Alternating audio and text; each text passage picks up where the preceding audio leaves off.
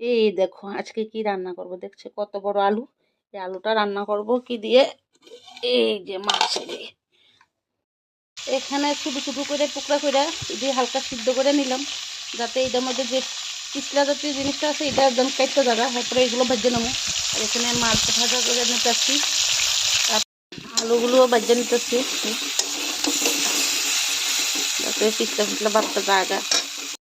মিক্সারে দিয়ে দিচ্ছি কিছুটা আদা আর কতগুলি মরিচ, এগুলি মিক্সার করে নিই।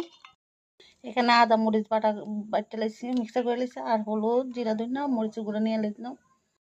তেলে দিয়ে দিচ্ছি কয়েকটা শুকনো মরিচ আর পাঁচফোড়ন, এগুলি একটু ভাজা নেই দিতেছি। এগুলো মশলাগুলি ভাজা হয়ে গেল, তারপর দিয়ে দিলাম আলু দিয়ে জল, তারপর দিয়ে দিতেছি লবণ, পরে দিয়ে দিতেছি মাছগুলা, তারপরে দিয়ে দিতেছি ধনিয়া পাতা।